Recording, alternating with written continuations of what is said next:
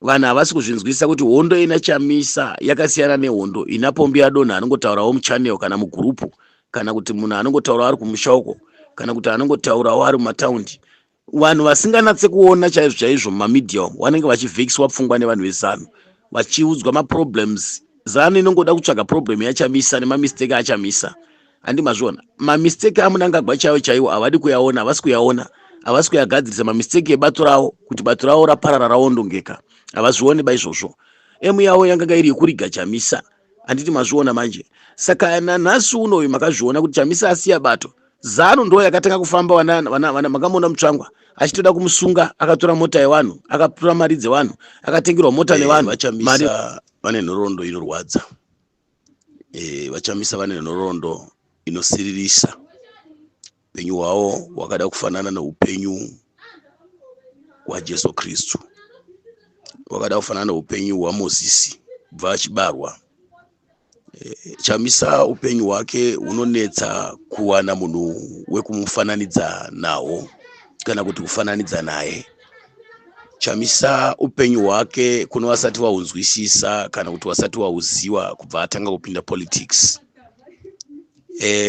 Chamisa munhu akaberekwa akadzidza ukatanga zvematongerwo enyika zvekodzero dzevanhu. Chamisa munhu anozikanwa ari lawyer, ari advocate, kungofanana nemaadvocates ose, kureva kuti masenior lawyer. Chamisa munhu akafunda zvakare. Chamisa munhu wakazvininipisa ukazviisa muruoko rweBhaibheri kuti zvinhu zvaanofamba nazvo zvese afambe aine ruzivo rwechikoro, asi achibatsirwa nemweya mutsvene, achibatsirwa nesimba raJesu. Chamisa wakaziva kuti ukafamba panyama, politics it's a dead game. Wakaziva kuti ukafamba panyama haungakundi kana kuzosvika kwaunoimbisa vana veZimbabwe. Asi nokuona kwenhoroondo yavaChamisa, vanhu vanotora nhoroondo yavaChamisa semurume mbwende, kana kuti semurume nyope, kana kuti semurume asina chido nevana veZimbabwe. Vamwe vanovapa mitupo, vamwe vachivapa mazita, asi dziri hama dzedu dzinenge dzichitumwa kubva kuwawengi wavaChamisa. Unoziva kuti Judas Iscariot watumwa, wakatotumwa ukawerewedza ukaenda kuguta ravaJudha, ukawerewedza ukashova ukaenda ukatengwa navaroma navaFarisi. Judas wapuwa mari, vakawerewedza uchidzokera mubato, ukazviita mwana webato, ukazviita mwana wemusangano, ukati aiwa kana ndadzoka ikoko wandinotsvoda iyeyo ndiye chaiye wacho, iyeyo ndiye wandinoreva. Kureva kuti kana dzaa dziri pfuti kana mabara kana kuti anga ari matare airongwa neZanu, akanga iri miseve yairongwa neZanu yakanga ichinzi musarasika pekubaya, munobaya apa. Ndo chaipo chaipo ipapa mukabaya apa. Mauraya ningirikini opposition yese kana kuti vanopikisa vese kana kuti mapedza simba vana veZimbabwe. Vana Shabangu vakashoweredza vakaenda, takazviona, vakapuwa mari vakawimbiswa vakadzoka vaine miseve neminondo yavakanga vapuwa neZanu. Vakatanga kutaura zvavanoda, vakatanga kutaura, vakaenda kumatare, vakatanga kuita sei zvakanga zvagarirwa pasi, vakatsigirwa nematare, matare achipuwa simba neZanu PF. Makangozviona zvese. Minister of Justice akanga ari pamwe chete naChief Justice, pamwe chete naPresident nemamwe makurukota ari muZanu, vachironga zvese zvavaironga izvozvizvi. Kusanganisira vana Babageza vanga variko kuintelligence, vanga vari kuPolitburo nokuCentral Committee. Hatigone kurasa, but now you are right, wari right now pavari kufamba, hatigone kushoraiwa, but panguva yacho vanga vari vese. Vana Baba Chiwenga vanga variko, ndo Zanu yacho, ndo matara, ndo utekwa wacho ka, ndo wakabvisa Mugabeka ukasara uchita take over wacho, ndo wacho chaiwozve. Waridzi wemusha weZanu kwete waridzi wenyika ba, waridzi weZanu. Takaona vamonzora vachiita the same, vana Kupe vakazvipa vakazoraswa futi. takaona vanhu vakawanda vakazonge vanyeba vakatengwa vachidzoka kuZANU vachitaka kudzokera kuZANU pamaelection vachida kuzama kubraiba nekutenga vanhu kuti vanhu pfungwa dzevanhu dzidzokere kuZANU. Saka vachamisa tinoona kuti vachitanga nguva dzemaelection vane timu ravakanga vainaro, vamwe vakomana vakanga vainavo. Tikatarisa kune vakatanga nevakatera shure kwavo navakanga vainavo. Tinoona vananata, vanana Mashakada, tinoona vanana uyu vanonzi Gwisai, vana Muyaradzi, tinoona vana Lenmo Judah Jongwe, tinoona vana Itai Dzamara, atine timu rakawanda kusanganisira vanana Baba Chamisa vachizoningira vachidaro. So tinoona vakawanda vanhu ivava vese mukavatarisa vana Itai Dzamara vakatisiya vakafa, vanga vari mhare dzanga dzakasvinura pane zvemusangano, ende nyika ingadai ine vanhu vakadaro ingadai iri pamberi. Tinana Lenmo Judah Jongwe vakafa. Tine vamwe vanhu vakawanda stereki vakaneteswa vakasvibiswa mwoyo. Tine madhara akanga atanga futi kumashure uko, vanana Jobo Scala, nana Ningirikini uyo Wilshman Ncube, navamwe vakatanga vachidaro vakapera kufa, vanatsvangirai vakauraiwa. Saka miseve iripo nhasi, miseve iri kurwisa Chamisa. Vanotsvaga mhosva yekuti vanzi kuti Chamisa ataurira vana veZimbabwe kuti kudii. Ndoda kuti ndikopa testimony duku kuseni kuno pamusoro paadvocate Nelson Chamisa, kuti vanhu vazhinji chavasingazivi, Chamisa hauna kuiswa simbi, hauna kuiswa tambo. Chamisa haasi mujeri, asi Chamisa uri mujeri. Chamisa wakaiswa simbi makumbo nemaoko zvese. Vanotsvaga pavangamuwanira saJesu kuti vaitsvaga pavangamuwanira vaJudha. Vakatsvaga pavangamuwanira angotaura chete kuti ini ndiri ishe weSabata, ini ndiri ishe wavaJudha, mambo wavaJudha. Akati inini ndinopaza kereke itemberi ndikaiwaka namazuva 3. Vanhu vakafunga kuti anopaza mudhuri uyu. Harare yatakawaka yakawakwa nana Smith nevarungu makore akati, oipaza ne1 day. Unotijairira munhu uyu mani. Vakawenga vakatsamwa, vakamurongera zvavakamurongera Jesu, vakamutaura haana kuziva kuti Jesu waitaura kupaza zvakaipa zviri mutemberi yaJehovha mukati mehana yemunhu. Temberi yaJehovha moyo wemunhu.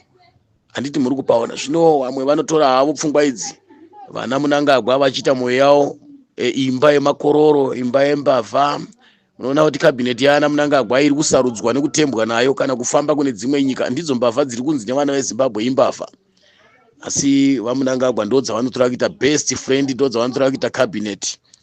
Saka pamwe pacho unotoshayiwa kuziva kuti muZANU PF mune vanhu vakafunda here, kana kuti mune vanhu vane chikoro here, kana kuti mune vanhu vakarwira nyika zvechokwadi here muZANU PF, kana kuti chii chiri kuita kuti vaitirwe zvese izvi madhambutana navaMunangagwa, zvokuti vanosvika pakutora vana Tagwirei nana Sakupwana, ningire vana Chivhayo nana Sakupwanya, vanotora vana Mwonzora nana Shabangu. Ndo vanhu vavanoita mabesti ningirikini avo, disciples avo vaMunangagwa, vanhu ivavo. But vana veZimbabwe vanodonha rutene misodzi vachitarisira kuti vanhu ava vangadai nerimwe zuva vasungwa, asi nekuda kwokuti vaMunangagwa vanoputira mbavha idzodzo, vaMunangagwa vanoputira mondi idzodzo, vaMunangagwa vanodzirira makororo akauraya vanhu 2017 2018, makororo akauraya vanhu 2023. Hapana kana vakasungwa. Makororo akaba mari yenyika, maministers ese akadzirirwa navaMunangagwa, asi vakabvisa vaMugabe vachiti tiri kuda kubata mbavha, nembavha dzakabatwa dzacho hapana kana neimwe chete. Vanhu vese vakapera kubuda vakatiza, vamwe varimo, vamwe vakapera kubvisa mari choko muhomwe. Nhasi uno takatoona kuti nyika yakatorwa nemarebels. ZANU PF itsika yayo yokushandura ushe, vachiita zvekudzingana, vachirwira kudya, kwete kuti vaMunangagwa vakanga vachida kubvisa mbavha, nokuti ivo vakachena pamberi pavo, maoko avo akachena. VaMunangagwa moyo wavo wakachena chaizvo, vachitarira kuti nyika iri kutambudzika. Chanyanya kupa hasha kuti vavenge ZANU PF vana veZimbabwe. Haisi nyaya yekuvenga bato reZANU PF kwete. Nyaya yapahasha vana veZimbabwe inyaya yeutongi huri kuitwa nevana vezanu PF kana kuti neutungamiriri hwezanu PF.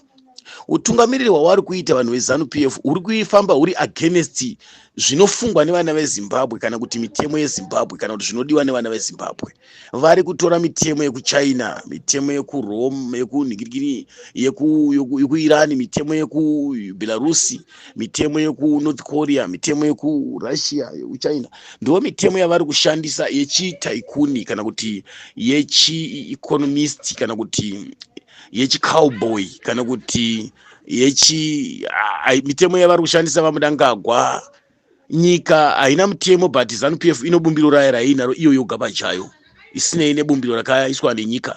Saka zviri kunetsa ndezvokuti vanhu havasi kuvenga chimiro cheZANU kana kuti bato. Vanhu havashori macomrade, vanhu havashori maovheti, vanhu havashori vana Mujibha vana Chimbwiro, kwete. Vanhu havashori zita reZANU PF kana building yeZANU PF yechikota. Vanhu havashori vanhu vese vari muZANU, but vanhu vari kushora vashamwari dzaana Munangagwa dziri kuita kuti Munangagwa kana akaba kana akaita sei ivo vanenge vangori safe chete. Vana Ziyambi waya vanenge vana Kazembe vachigadzira mitemo, vachigadzira zvinhu zvavo, vachironga vana Chinamasa nevamwe vana Obed Mpofu. Ezeromwe ivo vane maassets avo akanaka munyika. Ezeromwe vachiwana mari vachigadzira mabhizinesi avo achifamba. Zvokuti Munangagwa adini havanei nazvo. Chiripo nechekuti vanenge vachitopuruzira nekupemberera kungoramba vachinzi ndio vanoprotecta Munangagwa nekumusapota, ndo cabinet yake, but vachisiya nyika ichifa. Vana Malaba vanozikana neutsotsi, vana Chigumba vanozikana neutsotsi, vakuru vemapurisa ava, vakuru vemauto vatorwa kuita vakuru vanhu vemubato. So chitsotsi choga choga. Ivo Munangagwa shamwari dzavo kuChina vakaenda nana Chivayo une risk yekuti unyangwe Zaki dai yanga iri yekuti inogona kusunga, Zaki dai yanga ine mazino, dai yanga ine simba, dai yanga ine maoko ekubata, dai yanga ine makumbo ekumhanya, dai yanga ine simbi dzekusunga, kana kuti dai yanga ine simba yekuisa vanhu kumatare, Zaki yaifanira kunge yakasunga Chivayo. Tine vanhu vakawanda tichikura vakabvunzirudzwa kuti iwewe une business iri, mari yacho wakamboiwana kupi? Tine vanhu vakabvunzirudzwa even munhu akatenga motikari manje anaya dziri kutyisa, dziri kutaura Lamborghini aya machiche, unotomboteeredzwa namasiyawo wachikubvunza. But handizivi kuti masiyawo emunyika kana kuti Zaki yacho inonosunga vanhu zvavo vari kufamba uko, vanhu zvavo inongoteeredza zvimakanzuru nekuteeredza chichi. Hatisatambonzwa kuti kune vanhu vazvuzvurudzirwa mumatare vavharirwa kwe5 years 10 years isu vari muZANU PF, especially utungamiriri hukuru hweZANU PF. Hatisatazvinzwa isu kana kawanda. Kana Zaki kuti tinzwoti yateeredza nyaya dzevanhu vakapfurwa 2018 hatisi kuzviona, kana kuti vanhu vakaurayiwa 2023 hatina kumbozviona, kana kuti ma90 miliyoni akabiwa eNASA chembere dziri kutambira maretired pension, madhara akasenza ari kutambira nana mai, vari kutambira mtu wenyemba. Hatisi kuzviona. Maticha havana pay, manesi havana pay, masoja havana pay, varimi havana mari dziri kuuyako nevamwe vakasiyana siyana magadhijeri. But Zaki iripo chinhu chikwata chinoita zvekudhiraivhwa nana ED kuti haate kutendera ipapo sungai. Kana ukaona ari munhu weZANU PF asungwa, munhu iye anenge awengwa nana ED, anenge atosundwa, yatambiswa frandi zake. Because mukati meZaki mune maZANU, mune maCIO, mune military, mune chii. Nokuti Zaki haiumbwi nenyika, kainoumbwa enda kusadzwa napresident. Ndiye anodoma. Vanhu vanotongoudzwa. Saka yakangofanana nokuti kuarmy vana Sibanda vakanga vada kujoina politburo yeZANU. Moyo wao uriko kunyangwe nyika yakaramba, but Sibanda hazofa akachinja kuita asiri nhengo yeZANU. Munhu weZANU already. Mariona. Saka Zaki ingadai yakasunga vanhu vakawanda, mari dzekotiko, mari dzechiko, ma15 billion, magold ari kushayikwa kuti Reserve Bank uko, matanzi nematanzi. But iri kusunga vanhu vakasiyana siyana vemakanzuru, iri kuteeredza vanhuwo zvavowo, ichingoteeredza zvimwe zvinhu zvairi kuteeredza, but kune zvikurukuru zvainofanira kunge ichibata Zaki. Saka ndo pandinoda kuti nditi tinotenda zvikuru kuti vachamisa, vakavaona zvavakaitirwa, vakasvika nguva yekuti vaumba bato ravo, vakatumirwa vanhu mubato imomo rikabvanyangurwa, vakaenda kumatare, hapana chaibuda, vakashandisirwa pawa rematare nemapurisa. Vaona vakaenda kuma-election vakanyimwa mari dzimba election, vakaenda kuma-election zvokupambara, zvokutokwereta, zvokukumbira, zvokutsvaga kuti angandikweretesawo munyu ndiani, angandikweretesawo sauti ndiani, mumba mangu mapinda nzara. Vachamisa vakavanawo, akavapawo dhora, akavapawo sendi, akavapawo 5 cents, akavapawo 10 cents, kusvikira vagona kutsvagira vana vavo kuti vakwikwidze ma-MPs nemakanselors naiwowo kuti vakwikwidze. Asi makazviona kuti vaenda kunoregister, kwakabva kwaendawo vamwe vakarongwa neZANU, nana Machigumba nana Malaba nana Matanga vakatumwa vachizvirongwa nazembe nanakazembe nanaziyambi vakanonyoresawo bato ravo futi ranga rakangofanana nebato raChamisa racho. Azviona kuti pese paiswa MP vaChamisa paiendawo MP umwe Chibwa Sungata, paiswa kanzira paiendawo, asi Chamisa wakawina zvakadaro nenyasha. Kabva ipapo mukatarisa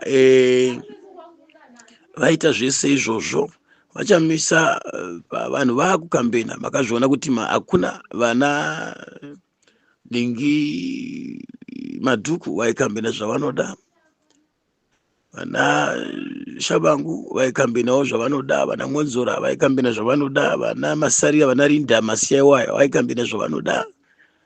Asi Chamisa marare akaita chavanogona kuverengeka akabvumwa kuti aitwe, ende zvaitwa zvenharo zvembabvu nekutotione pamwe pachine kunyara kwehurumende nokuti mapurisa aitopuwa go ahead. Chamisa akaisa appointment yaitanga yatomboenda kuna Nakaziyambira Nakazembe kutsamba yacho, then commissioner opuwa go ahead kana kuti onziita izopotsvaka matriki nemastages ezvekuita.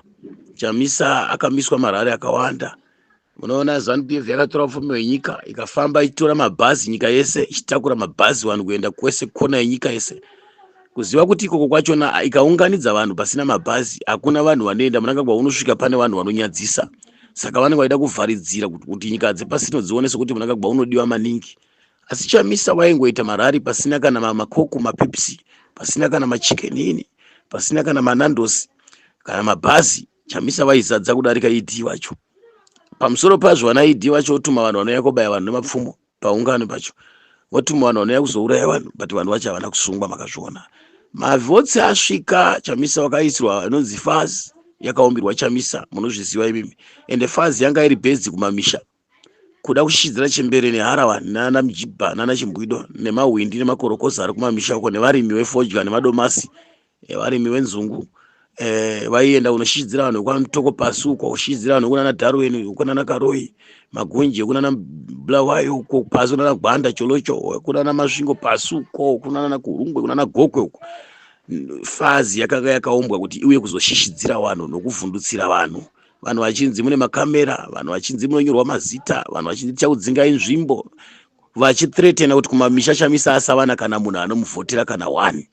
Asi Chamisa vakavhoterwa, vakaenda mumataundi vakavashandisa imwe strategy zvakare, vakaisa maballots papers usiku instead yekuti maballots aende na7 okurokodza kuseni. Kumamisha maballots akaenda kuma7, but kuHarare maballots akazoenda kuma7 dzemanheru. Iyanga iri nyaya yekusaboteja nzvimbo dzino vanhu vaChamisa, malights achidzimwa, network ichidzimwa matowns mese, kuchitoya vanhu vaibva kumaruzevha nemabhazi vachiuya kovhota kune dzimwe nzvimbo kumamwe malocation avaifungidzira kuti pamwe vachaisa MP wavo. Aivhota kairi wavhota kumusha kuya wavhota uko. Apalo mazuva mavhotsi maelection akaiswa usiku, akaverengwa usiku. Saka murume anonzi Chamisa wakasungwa uri mujeri. Vanhu vanogona kutadza kunzwisisa nokuteredza nhoroondo yake. Chamisa haana kusiya bato, chakakonzera kuti asiye bato, akasiya zita. But Chamisa bato rake riri muvanhu, ende vanhu bato ravo ndi Chamisa. Ivo vanhu vanotoziva kuti bato redu isusu ndi Chamisa. Vanhu vanofungidzwa kuti Chamisa uri kukasika vaumba bato kana kuti ngaumbe bato nhasi kana mangwana. Asi vanhu vanoteera Chamisa vanotoziva kuti bato redu tinaro, zvokuti rinonzi ani zita raro kana kuti rinonzi chii, vanhu vanoziva kuti bato redu rinonzi Nelson Chamisa. It's obvious isusu bato redu vanopikisa rinonzi Nelson Chamisa. Zvokuti ZANU-PF yazotsvaga kuti dai avhura bato, toda kuziva kuti bato racho rinonzi chii, toda kuziva kuti vari muzvigaro vacho ndivanani. Zvakaitwa paya kuti wakamufosa kuti agadzire aite maningirikini aende kuCongress, abva aisa zvigaro mubato. ZANU ndo yakanga ichibudisa manewspaper, ichibudisa maTV, ichinetseka, ichishungurudzika ZANU. But vanhu weopposition vanopikisa havana kumbobvira wapopota kana mubata imomo kana kucomplain havana. But ZANU ndo yaifamba ichitaura kuti sei asiri kuita Congress, sei asina kupa vanhu zvigaro. Saka ZANU yagara iri kuteeredza Chamisa pese paari. Vanhu havasi kuzvinzwisisa kuti hondo ina Chamisa yakasiyana nehondo ina Pombi Adonha anongotaurawo muchannel kana mugurupu, kana kuti munhu anongotaura ari kumusha uko, kana kuti anongotaurawo ari mumataundi. Vanhu vasinganatse kuona chaizvo mumamedia vanenge vachivhekiswa pfungwa nevanhu veZANU, vachiudzwa maproblems. ZANU inongoda kutsvaga problem yaChamisa nemamistake aChamisa. Handi mazviona, mamistake aMunangagwa chaiwo havadi kuyaona, havasi kuyaona. havasi kuyagadzirisa mamisteki ebato ravo kuti bato ravo raparara raondongeka, havazvioni baizvozvo. Emu yavo yanga iri yekuriga Chamisa, handiti mazviona manje. Saka nanhasi unoyu makazviona kuti Chamisa asiya bato, ZANU ndo yakatanga kufamba makamona Mutsvangwa achitoda kumusunga, akatora mota yevanhu, akatora mari dzevanhu, akatengerwa mota nevanhu, mari mota yakanhingirikina, toda kutora mota. ZANU ndo yaidaro. Chamisa is not a part of ZANU PF. It's not a member of ZANU PF. Opposition is Triple C yanga is a member of ZANU PF. Vaida kutora Chamisa matorera vakaita vana Hlabangu kuwaita vanhu veZANU. Vofunza kuti Chamisa ndeve ZANU. Mota haina kutengwa nevanhu veZANU. Mota yakatotengwa nevanhu vari diaspora nedzimwe nyikawo dzino rubatsiro dzakatoisa mari ipapo zvokuti vanana nyingikini iye uyu ukurotomoka zvake wokuzANU uyu akutukwa nokudzinga nawo vana nyingikini ava vanana Mutsvangwa. Dai vakatora mota iyoyo vaide nadzimwe nyika dzekuti kune nyika dzimwe dzakatoisa ruoko, kune vanhu vana veZimbabwe vakatoisa ruoko ipapo, kwete ZANU kati mamemba eZANU. Saka mukazvitarisa munonyatso kuona kuti ZANU ndio yakanga ichirwadziwa nekuti Chamisa akatengerwa mota, kana asiya bato ngaadzose mota. Munonyatso kutoona mega kuti kana mune pfungwa dzinoshanda vana veZimbabwe, Chamisa une zvauri kuronga, une zvauri kuita, uri kuziva mistakes anoita ZANU kana akavhura bato kuti inenge ida kuita chitsotsi chipi, kana akaisa zvigaro inenge ida kuita chitsotsi chipi, kana akaita congress inenge ida kuita chitsotsi chipi, kana vakaenda kumaelection unenge ida kuita chitsotsi chipi. Uri kugadzisa zvese zvokuti maelection acho kana akuchitwa zvakaitwa 2023 zviya zvinofanira kunge zvisingaitiki futi neZANU. Zvakaitwa pa 2023 zviya, uye zvakaitwa mumaballot papers, zvakaitwa mumazeki electoral commission, zvakaitwa nemapurisa nemasoja, zvakaitwa zvese izvo Chamisa uri kubata nokutsvagurudza nzira dzokuti zvinhu izvo zvinge zvisingaitiki. Saka vanhu vari kuona songe zvinhu zvinonaka nezuva rimwe chete, zvinotora nguva nokuti zviri kuitwa naChamisa. Imi munogona kusunda Chamisa, momusunda achibva anopinda mumoto kana kupinda musupu, hamuchamureverera, hamuchamununura, hamuchamusapoti, hamuchamumiririra. Ende kana bato racho hamugoni kuzoti defender futi. Anditi zvakafanana kuti pakabva wana Monzura makadefenda here bato maZimbabweans, pakabva Hlabangu makadefenda here bato, munenge muchingotarisa Chamisa nekabineti yake. Nasu uno tikatarisa iko zvinezvi maelection akabiwa munoti Chamisa akatadza kumirira maelection. Imimi maZimbabweans makadefenda here, makaitei? Ngongu munoti Chamisa akatimira but vanagwaseraka ngoma aenda kunobatana neZANU PF, vanagwasira vakaramba vari musangwani. Inga munozviziva vanhu kuti zvakaitika Malema anzi ANC ngaitibatane, chinga Malema akaramba wani nemukondo isizwe. Imimi munotozviziva vanhu imimi. Tekere abva kuMozambique akapfura murungu akasvika achiona anhingirina akamushukurudza munguva yehondo, akadzinana neZANU aiwa wakanganisa wazodini chichi, pakaita dzimwe nyaya dzakaitika kamudzinga mubato. But Tekere akatozovhura bato rake raakavhura, muri kupaona bato rake raakavhura riya rainzi ningirikiniro, rainzi ningirikiniro ZANU-ndonga, ndo ZANU yakatanga ichi ZANU-ndonga, yanga yozi ndabaningisoro yairo tozamundandonga ikazonzi ZANU Forces muchirongwa dzinga. Tekere akavhura bato rake rikazokura zvikasimba zvisingaiti bato raTekere, vakanga vakuchiwa futi, vakamunyengetedza futi, vakazoningira futi vangu vasitole vakavadzinga. Saka regai nditi dai Mwari vatibatsira pamusoro pavaChamisa, tikabatana sevana veZimbabwe tikawirirana, tirege kushandiswa hedu nokutaudzwa zvisina basa kuteerera vanhu veZANU PF mathags aya makoronyera aya. Titeere munhu mumwe chete, titeere munhu ari kudiwa nevanhu, munhu ari kusimukidza nevanhu. Zvinhu zvatinotenda izvozvo kuti dai Mwari vatibatsira, vatikomborera, nokuti tinofanira kuziva kuti murume uya wakasungwa mbira dzakondo, murume uya vakasungwa makumbo nemaoko zvese. Vanoda kuziva kuti nokuti vari kuziva kuti nyika dzese dziri pana Chamisa, Zimbabwe yacho yose pachayo iri kuda Chamisa. Izvi zvokuti vanonyeba vachitaura kuti vane vanhu nezvokunyepa nezvokunyepa, but vanoziva munhu ari kudiwa nevanhu chaiye. No, saka muchiona tichitaura kuti even vanageza zvirongwa zvavo zvavari kuita zvese izvi, ezverongo zvisina simba raChamisa mukati, kana kuti muromo waChamisa mukati, kana kuti sapoti yekabineti yaChamisa mukati, hapana chinobuda. Vana veZimbabwe vanoramba vakaita zvituru, vanoramba vakatsikitsira musoro pasi, nokuti maZANU vanozikana kuti vamatsotsi. Asi vageza kunyange vakauya manherano vachitaura zvinhu zvinenge zvinofadza nekunyevenudza pfungwa dzevana veZimbabwe, zviri zvinhu zvinobudisa chinhu kasika, zvichiita sokuti zvinobata munhu ari kudiwa nevana veZimbabwe, zvinotsigira munhu ari kudiwa nevana, kwete zvana Gudo Guru zviri kutaurwa izvi. Gudo Guru yesi igandanga icomrade ndi general, yes ni vice president, but pane munhu ari kudiwa neZimbabwe, pane munhu akavhotiwa akasarudzwa navanhu. Gudo Guru vachiwenga havana kuvhotirwa navanhu, havana kusarudzwa navanhu, vakaita kiiswa nomunhu. Vachiwenga basa ravaishanda vari general ranga risiri personal job, ranga riri basa revanhu renyika, havana kuzvituma vakatumwa nevanhu. kana vakasiya basa kutaura kuti retired havasisiri general.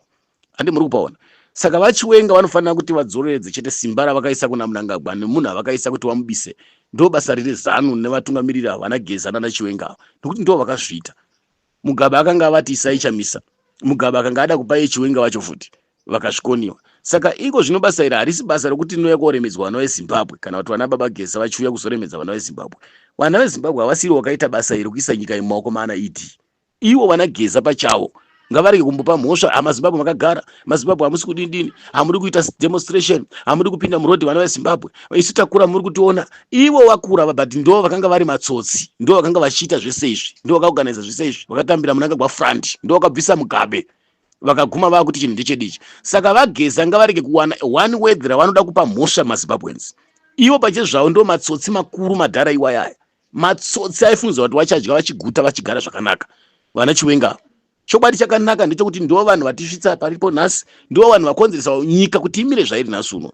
Saka isusu kana vakudzoka kuvanhu vachiti vada kuti vagadzirisa vasi vagadzirisa, tinotenda Stereki. Mwoyo yedu inosvavarara manje, hatichavagumbukira, hatichavatsamwiri. Tinosarudza kushanda navo, tinosarudza kugamuchira. Hakuna munhu asingatadzi, baba ndibaba, tinosarudza kushanda navo. But chokwadi chiripo ngavachiuya vari munhu ari kuuya nesimba rekuzadzisa zviri kudiwa nevanhu, nekuteera munhu ari kudiwa nevanhu, vachizwa kuti ndo vakaita mistake kuti nyika ino isvike pairi nhasi uno vana Geza ava. Kwete kuuya vachipa vana veZimbabwe mhosva, kuuya vachitaura nyambo nehistory. Vari ivo vana Sarkozy, vakakonzeresa, vari ndivo vana saproblem vana Geza. Tisati waimbwa takawega mupini kana tichinge tichitaura naGeza, kana kuti Geza achitaura, ngatiudzei vaGeza chokwadi checho chaicho. Ngavarege kudzedzereka sokunge vasiri kuziva zvakaitika 2018 na 2017. Ngavarege kudzedzereka sokunge vasiri kuziva, even vana baba Chiwenga ngavasadzedzereka sokunge vasiri kuziva kuti nyika ino kuti isvike pairi nhasi uno kozofwani. Ivo ndo vachifamba vachitaura, vakataura vanhu vakati vaMurambo tichakutonga kusvika madhongo amira nyanga. Vakataura vanhu vachitukirira nyika vakati hamusiri makabvisa Mugabe, tisi takabvisa Mugabe. Saka the same kuti vana veZimbabwe vanotya futi kuti this time Geza atanga futi naana Chiwenga, vakuda kuti seenzesa futi. Saka chokwadi chiripo kuti vanhu varege kuramba vachifunga nhoroondo dzaana Matakajakara anyara dzemwana. Ngatidzokerei paground, tochishanda sevana veZimbabwe, kwete opposition, kwete ZANU-PF. Takabatana but tichiteera nokusapota munhu ari kudiwa tese maZANU-PF nemaopposition. Tinoziva munhu ari kudiwa, tinoziva munhu akaenda maelection akawina maelection. Tisingatarisi chitsotsi chakanga chaitwa nemadhara iwaya akuuya achitina suno ngatisungure nyika. Kana vachida kusunungura vanhu ngavaite zvinhu zviri pachokwadi sekupupura kwavakaita. Voisa nyika mumaoko evanhu. Vanozviziva kuti munhu ari kudiwa nevanhu ndiani, mumaoko evanhu ndomupi. Vanoisa mumaoko emunhu akavhoterwa, munhu ari kudiwa chete. Saka kana tichirwisa hondo iyi yevanhu vari pava, tochirwisa takabatana tiri pamwe chete, tochibisa hedu. Wongo wakaita mistake zvinowanikwa, but nyika yedu ndo iri kuparaka. Hatirambiri gudo nekuti ningikini munda nekuti ningi. So tinochishanda tese hedu kuchibatsirana nemadhara iwaya kuti tigone kuti tiri pamwe chete, vanopikisa nevasingapikisi, vanhu vari kutonga vacho nhengo dzezanu dzacho, tobatana tiri chinhu chimwe chete, tichigadzirisa nyika yedu, tichiumba nyika yedu tiri pamwe chete. Dambudziko riripo nderekuti vana naComrade Geza vakachizouya manje vaine chitsotsi chavakaita 2018 chiya chekuuya vachida kuita mugadzikwa munhu wavo, chokuuya vachida kuramba vakasimbisa bato reZANU rambe rakamira, chokuuya vachibraiba nokuhwanda vana veZimbabwe. Izvozvo ndo zviri kuita kuti vaGeza vapesane nezvizvarwa zveZimbabwe. VaGeza zvinhu zvavanotaura vanhu vangoti vachipedza kutaura vanhu vototanga kutonyora nokutaura zvisiri izvo. VaGeza zvinhu zvavo zvinofoira pakuti vanhu vanogona kutadza kuzvijohina, nokuti vanongoona kuti vanhu ava ndo vakakonzeresa, ndo vakazviita. Nhasi uno vakuuya futi vachitambisa mukana wokutaura zvisiri izvo. VaGeza kana dai vakanzi vanoda demo kana kuti military kana kuti chii, kana even mauto achona chaiwo haasi ese kaanosapota, mashoma mamwe anenge asingasapoti. Saka mauto anotumwa paground acho anoda support. Ndo saka varungu mauto aSmith aisa makipi kuvharidzira vanhu kuti vasaita ukama nemaComrades. Saka varu vese vanoronga navaGeza kana kuti nana Chiwenga vacho vanenge vaida support kubva muwana veZimbabwe nemuvabereki veZimbabwe. Ndo vamuri kuti vana Mujibha nana Chibwiro nhasi vamusina kupa mari ava, ndo vakanga vachichengetedza maComrade nemagandanga. Saka chokwadi chiripo varume ava vana Geza vachiuya paground ngavauye vaine nzira inobatika. Kana masoja akada kupinda paground havana chinhu chavanogona kuita kana sapoti yenyika yeZimbabwe isiri kuwasapota, kana mapurisa ingava demonstration isina sapoti yevana veZimbabwe. Saka vaGeza ngavatsvage nzira yoruzivo rwechinhu chinoita kuti zvinhu zvibudirire, kwete kuita kumanikidzira pfungwa dzevana vezimbabwe. Mahumbwa vanenge vachiita kana vakauya vakataura pamedia, vanhu vanotenga data, vachipedza data vachipedza nguva yavo, wasting your time, vachiteerera nyambo nenhoroondo zvinhu zvisingabudi. Chokwadi chiripo, vanhu vanoda kunzwa history dzechokwadi. Taneta kumirira, taneta kurindira izvo. Vagesa havana kutanga kutaura pamedia nhasi. So kana vachiuya mamai, tinenge takubhilivha kuti maybe vagadzirisa macollection ezvavakaona nezvakaitika, mamistake ese. So nhasi uno ivo kana vataura ngavazive kuti kuwanda kwavanoita vachidzokera mubako ndokuwanda kwatiri kuitawo, ndoupenyu hwedu tiri kutotyirawo. Saka ngatisanganei pakati kana vane zvivindi, tochirwa tiri pamwe chitakabatana sevana vezimbabwe, asi tichisa nyika mumaoko evanhu. Zvokuramba nyika iri mumaoko memilitary, mumaoko mevakomana vesecurity, memilitary, mechiuto, mechichi, hazvisi kupa kuti vanhu vaite peace munyika, vanhu vasununguke munyika. Izvi tinotenda Mwari watibatsire mazvita. Ndibaba wachinokureka enditi ndinosvikisa vachamisa nekutenda hangu muzita raBaba neremwanakomana neremweya mutsvene. Baba, tinokumbira dai matitungamirira, matisunungura pamutungamiriri wamakatipa, iye mutungamiriri wedu, mutungamiriri wevanhu. Haana kusarudzwa nepfuti, haana kusarudzwa nokuuraya vanhu, haana kusarudzwa nehondo, haana kusarudzwa nemisodzi yavanhu, asi akasarudzwa nechido chemwoyo yevanhu nehana dzavanhu. Akasarudzwa, akavhoterwa, asi mhondi dzakamupamba, dzikamurwisa, dzikamubira simba rake, dzikamubira chigaro chake. Idzo mhondi dzatinoziva kwamakore namakore, ndidzo mhondi dzeZANU-PF. Wana Emerson Mnangagwa nechikwata neboka rake vakabvuta masimba. Nanhasi tiri kuona vari kutonga nzvimbo isiri yawo. Baba, tinokumbira zvikuru misodzi yevana veZimbabwe vakapararira nyika ino nepasi pezuva. Vana veZimbabwe vatadza kugara munyika mavo, vatadza kusununguka munyika mavo. Vana veIsraeri vakagara munyika yechipita makore nemakore, vatadza kugara munyika yavo yechipikirwa. Asi Mwari makasunungura vana veIsraeri, mukasunungura vana vezvizvarwa nezvizvarwa. Baba, tarisai zviri kuitwa mukati menyika. Vana vari kuzvarira pakanze pehospital, vana vari kuzvarira mustriti marengi, vana vari kuzvarira mumarodhi mune dzimwe nyika. Baba, vana vari kutadza kufunda, vana vari kutadza kushanda, vana vari kudzingwa. Baba, inzwi rinorema rinodanwa vana veZimbabwe kune dzimwe nyika rinotyisa, rinorema Baba, rinotitambudza nokutyisa zvikuru. Baba, chinhu chinonzi girigamba chinonyadzisira Baba, chinosemesa Baba. Chinhu chinonzi kwere kutukwa Baba, amatsvina kutukwa Baba. Izita rokuti Zimba harisi zita rakanaka Jehovha, asi tinokumbira kuti dai Mwari matibatsira, tinokumbira kuti dai Mwari matikomborera, tinokumbira kuti dai Mwari matirwira, matinzwira tsitsi, dai Mwari matinunura, dai Mwari matikomborera, matisimbisa, dai Mwari mazadzisa, dai Mwari masvitsa hwepo hwesimba revana veZimbabwe pamwoyo yavo chaipo. Mutungamiriri wamakatipa uri mujeri asi usiri muchizarira, uri mujeri asi usiri mukati memba. Mutungamiriri wamakatipa wakaiswa simbi asi usina kuiswa simbi. Mutungamiriri wamakatipa wakateiwa Baba. Mutungamiriri wamakatipa ndiye musodzi wamakatipa, asi tarisai utsotsi neukiribido wakaitwa, kushungurudzwa kwaakaitwa kubva vachamisa varipo baba vake kusvika nhasi unasara ega, uri pazuva, uri kuramba uchiteeredzwa, uchinaiwa nemvura, uchitonhorwa nechando, usina kupfeka juzu, uchinaiwa nemvura, usina raincoat, usina amburera, uchitsva nezuva, usina amburera. Hauna mumvuri Baba Nelson Chamisa, hauna mupfumbamiri, hauna mutariri Baba. Simba ndimi Jehovha, mudzimu naMwari bedzi. Haana pfuti yaainayo, haana munhu waakauraya kana chipomerwa Chamisa, kana zvinhu zvaakanobira vanhu, kana kubvevha vanhu pfungwa dzevanhu. Wakawina Baba zvamunoziva. Hauna kuhaya mabhazi kubva kukona yenyika yese, hauna kutenga chikenini kutenga vanhu, hauna kupa vanhu mota kana kutenga kupa vanhu mari, hauna kubvira varwisa vanhu pamastendi avo kana padzimba dzavo, hauna kubvira vadzinga vanhu kuminda yavo Baba, vakasenzeswa kudzinga varungu, nhasi vari kudzingwa. Baba, tinokutendai panguva dzino kuti geza zvaauya. Tinotenda Mwari kuti kana achiuya riri uto rauya kuzodzirira nekuprotekta mutumwa wamakatipa, leader wamakatipa, mutungamiriri wamakatipa, nekuuya kuzokurudzira nekuronga hwaro hunoita kuti mutungamiriri wamakatipa ave nesimba. Tinokutendai vageze kana vachiuya kuzopa simba kuvana veZimbabwe, nokupa ushingi kuvana veZimbabwe, nokuronga zvinobuda kuti mbavha dzibude pazvigaro, dzibude munyika, dziende mumajeri. Tinokutendai Baba nemauto edu kuti dai abatana, dai paita simba nemweya waMwari midzimu inopinda mukati memamwe emauto edu.